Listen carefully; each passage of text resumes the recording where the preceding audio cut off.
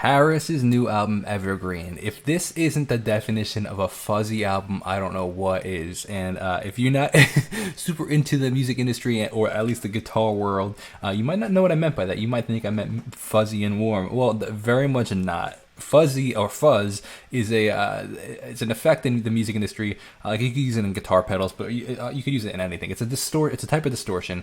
It's a subset actually of distortion, and it tends to be a very bright, thin distortion sound as opposed to something like an overdrive, which is a warm, fuller distortion sound. But man, what an album that was really took me by surprise because I've been listening to Paris for a while. I've been listening to them. Man, I was still living at my parents' house. At least 8 years maybe. I mean, back when like this is my house, and, like all those tracks back then. Like I was a big fan of their music and the rest of those songs too.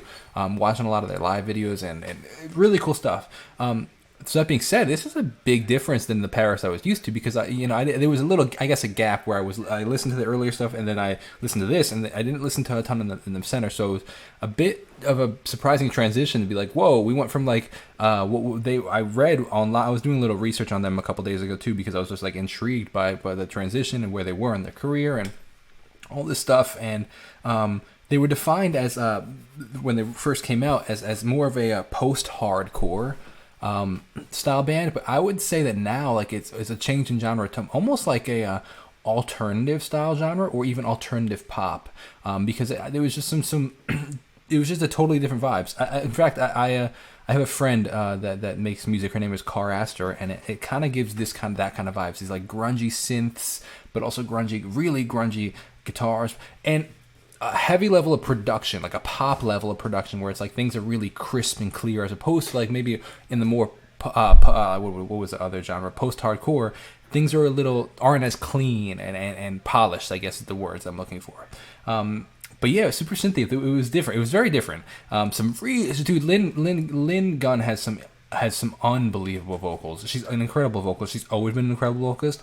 And I think that really shows through in this album. She's got some incredible runs, some really great layered vocals, man. Some really, really layered vocals. And I was surprised, again, kind of talking about that production level of how clear some of the vocals were, going from something more like post-hardcore being like very, can kind of sometimes get lost in the music, where here was like you heard almost every word she was singing. Except when she went to the fuzzy guitar vocals, where like she takes her vocals and runs them through a guitar amp or some sort of like distortion, giving this kind of cool effect on them. I call them amp vocals.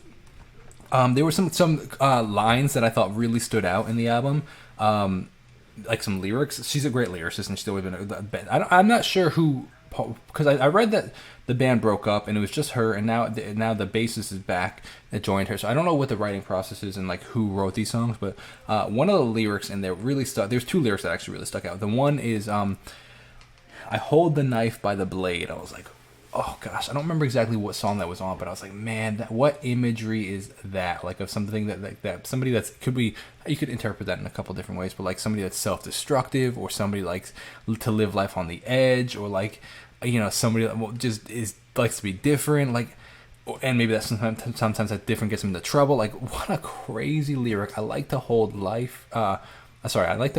knife by the blade is such a crazy lyric.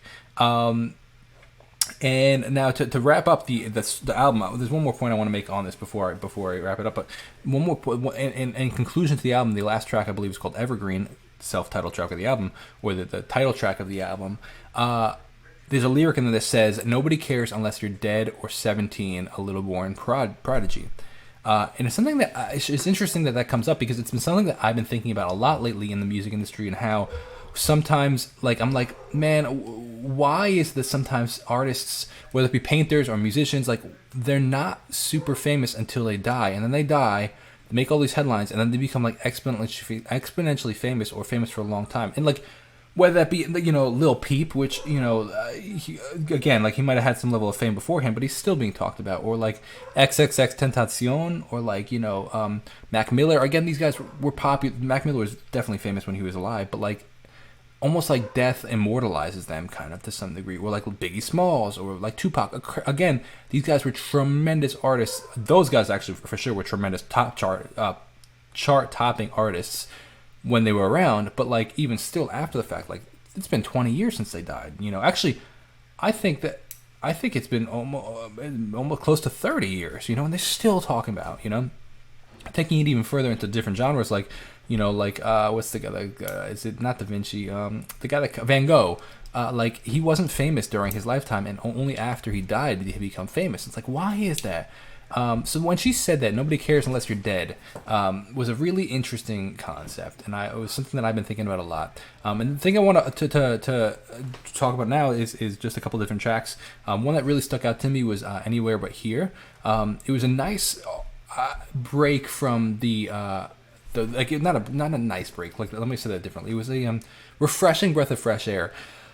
Because it was like a breather track. It was like significantly different, like a little bit more airy, a little bit more acoustic, and it was cool because it like kind of broke up the album, and like it wasn't just like hardcore track after hardcore track. It like gave the listener opportunity to like catch their breath and then go back into something a little more hardcore. So I thought it was a really cool album. Again, Lynn has an incredible voice. It's something that I would like to be. I tried watching some live videos and live performances of, but I couldn't really find much, which I was surprised about. So it's something that I would like to see how they're going to perform live. So I'd love to know your perspective. What did you think? What did you like? What you didn't like? And let me know in the comments below. Let me know what you want to check out next. And if you want to check out my music, it's the best way to support the channel. See you in the next video. Have a great day. God bless and peace out.